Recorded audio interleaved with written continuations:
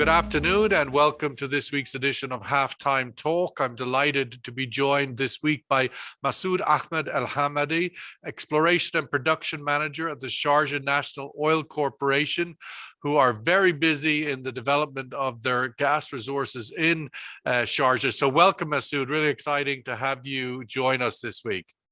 Thank you, Sean. This is a very good time, excited time for us as well. So it's good to be here and share our insights. Shukran. Masoud, there's no doubt that the UAE has many parts of the country that are geologically rich in energy. Obviously, the world is very familiar with the scale of the opportunity in Abu Dhabi with the massive oil resources there. But what are the prospects in the other areas? What are that you're seeing today beyond Abu Dhabi and in the rest of the country? Yes, thank you very much for inviting me, Sean. Yes, that's right. UAE and the region are highly oil and gas prospective. However, Northern Emirates has its own challenges, and the geology is complex here. This part of UAE. So since the area is highly trusted. So just to continue on that, we implement the use of technology in order to reduce the risks, such as using advanced 3D seismic to unlock the potential prospects. So as you may know, and the audience know, that we have benefited from this advanced technology with the high quality SNOC expertise. We identified a new prospect which we drilled back 2 years back, and we discovered the first gas condensate field in onshore Sharjah after almost four decades from the last discovery. So following this initial success, we are continuing the exploration and investment in Sharjah together with our partner ENI and PTEP Thai Group. So the latest being new 3D seismic survey for more than 1,800 square kilometer in size, covering unexplored area, eastern area in Sharjah, which is we call Area C. And this survey just completed. We celebrated 2 weeks back with the acquisition, and ENI as operator in this area, processing this data, and hopefully we'll get additional prospect to be identified to drill. So in additional to that traditional oil and gas potential, Sean, we see the possible longer term alternative usage for our wells. We have around 50 wells depleted reservoirs that can be used as carbon storage and other source of energy for the future project. We are doing a lot of studies in this regards, and hopefully we'll get some good results. And if you look at that, these recent discoveries in the last number of years that have been obviously there for a long time, and Sharjah has been in the natural gas exploration and development business for many decades. What role do the new technology play in allowing you to discover these new sources? Has the technology opened up new opportunities that you weren't able to discover before because the seismic has advanced so much? Yeah, for sure. We, as I mentioned, Sean, that we use the latest technology in 3D seismic to unlock the potential that we have in this area as the geology complex. So yeah, technology is the key here, and it's available. And but you know, the investment last, let's say, 10 to 20 years been reduced from a lot of companies. Luckily, in this area, the demand is high, so we still years to go and invest on the E&P activities and projects. So the technology was the key for here. And we're seeing obviously a lot across the industry. Now we're in an energy crisis globally. A lot of people say triggered by the war in Europe, but also triggered by many years of underinvestment in the upstream market. We saw in 2014-15, before the crash in oil prices at that time, global capital investment in the upstream sector was about $750 billion. It's now fallen well below even half of that number. What do you think has been the impact on the underinvestment in the upstream market? Yes, that's true. Unfortunately, as I mentioned, the investment was not enough.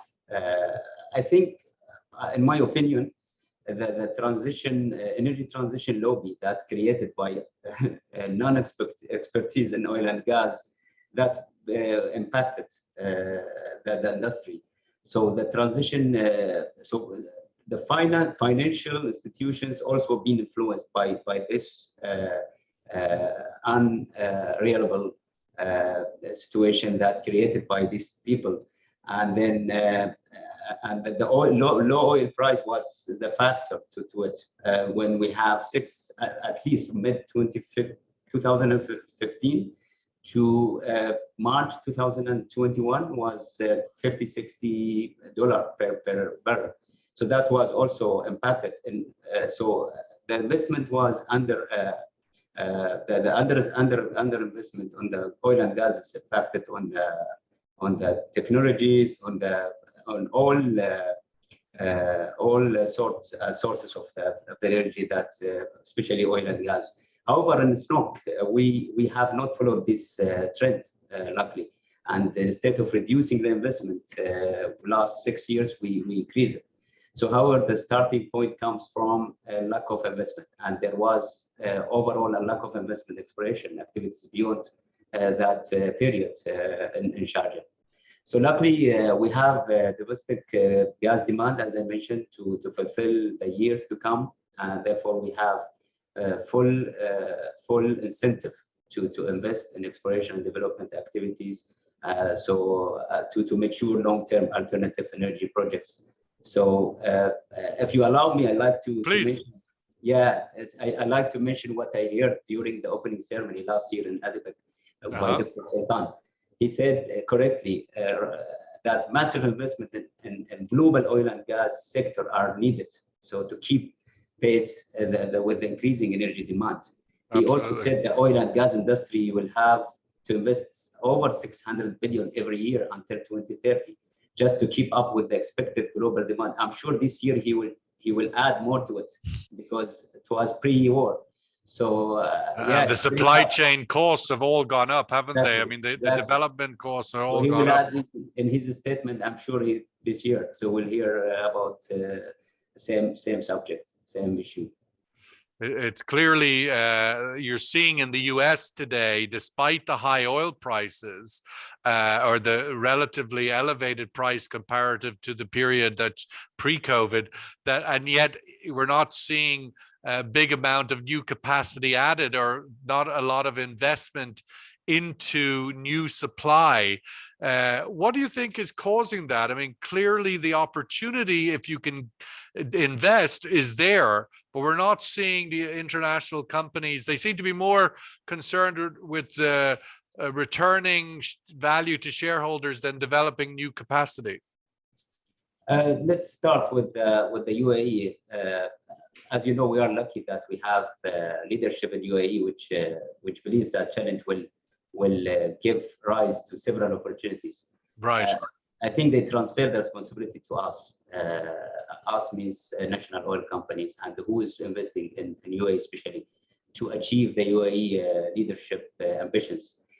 So being both an oil-producing country, Sean, and a leader in the energy transition to deliver to the energy projects, that proves how the ambitions are. So UAE believes green initiatives and its contribution towards saving the earth. We need to really help and influence every country in this earth to follow us.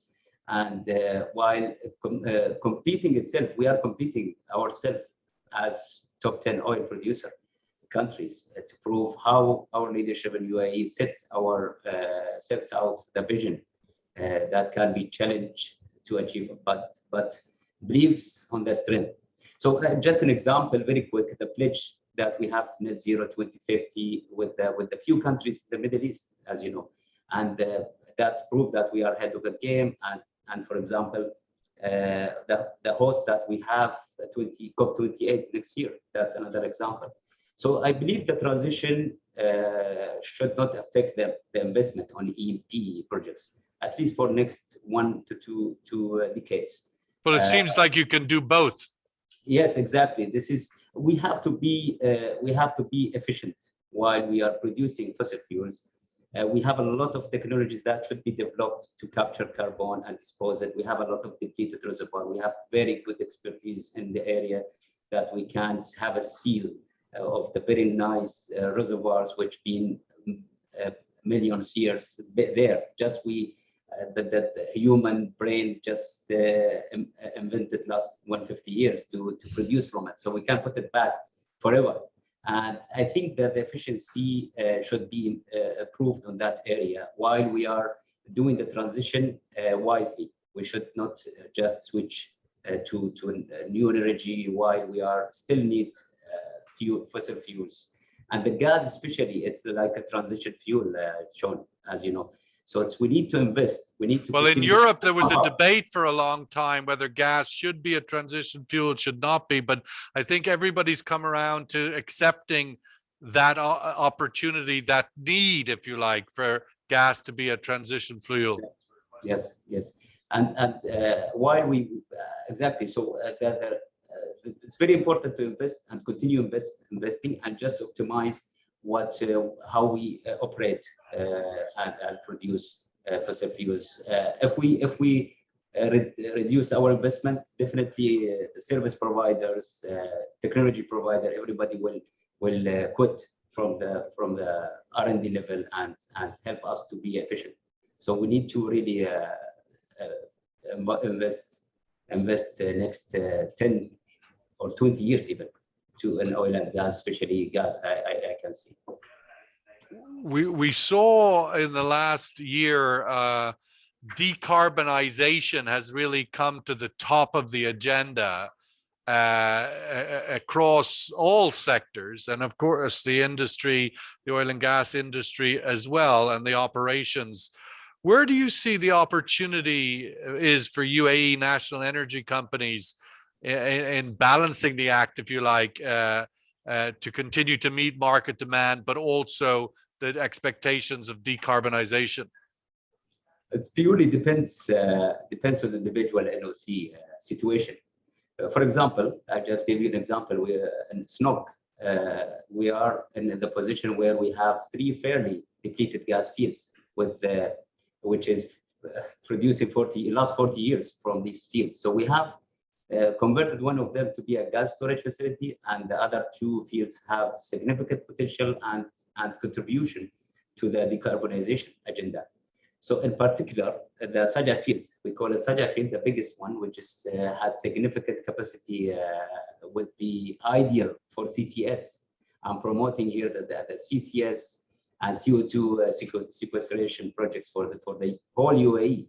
So the field is unique in the UAE. It's in Sharjah. It's under our operation with the existing wells and infrastructure we have. So it is really fantastic opportunity for CO2 capture and permanent storage plants.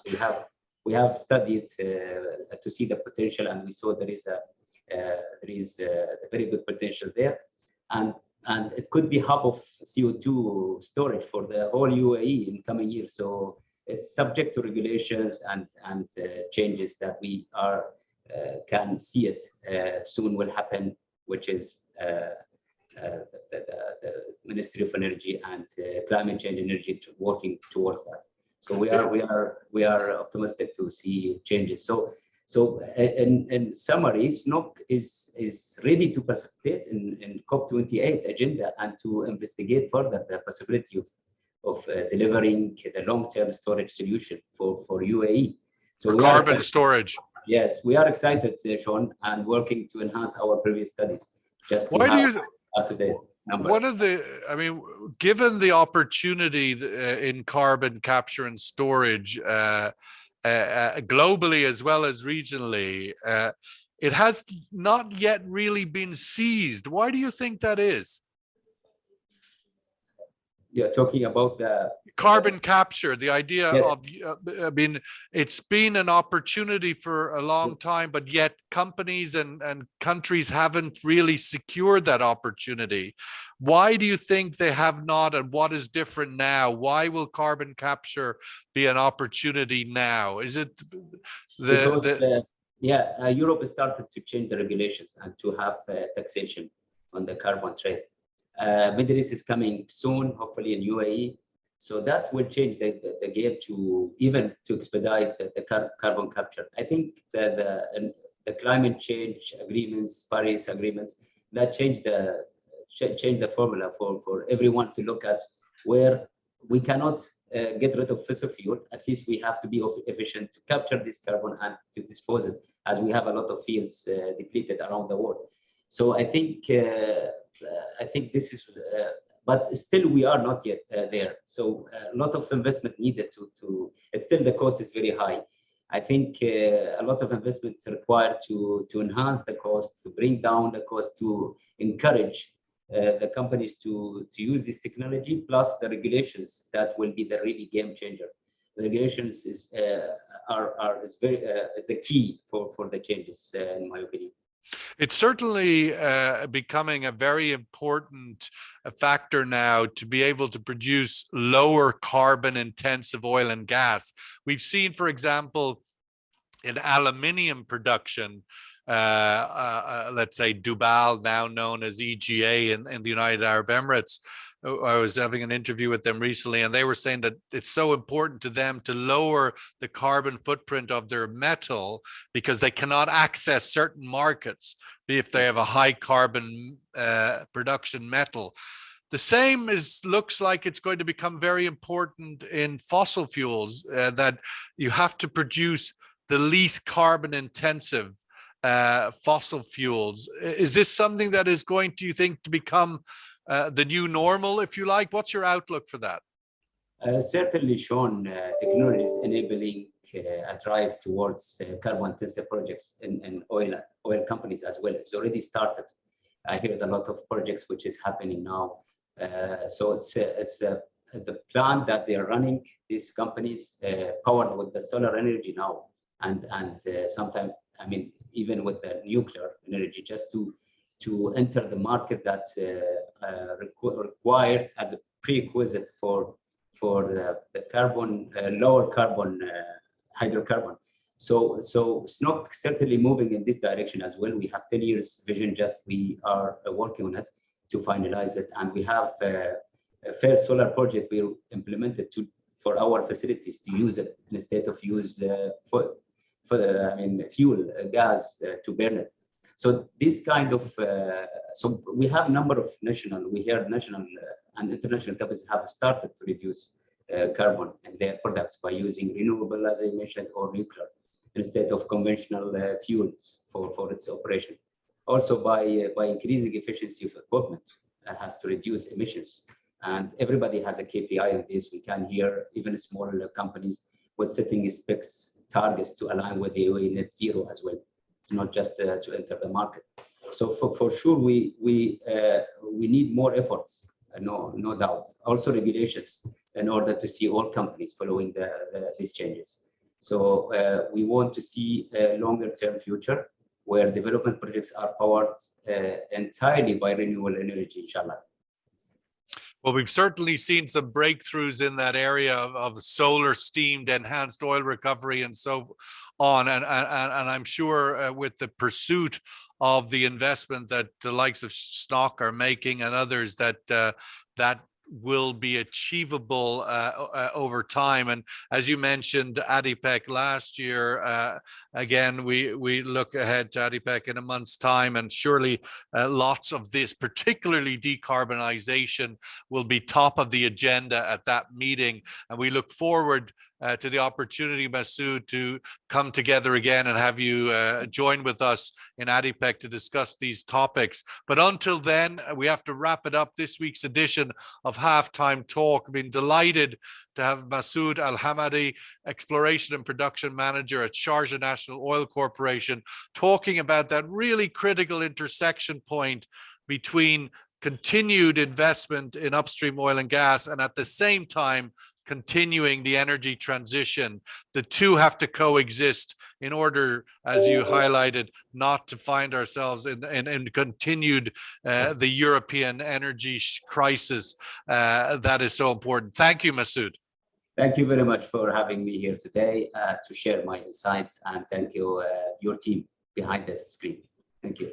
Shukran, Masoud. All the best. And we look forward to seeing you next week in Fujairah.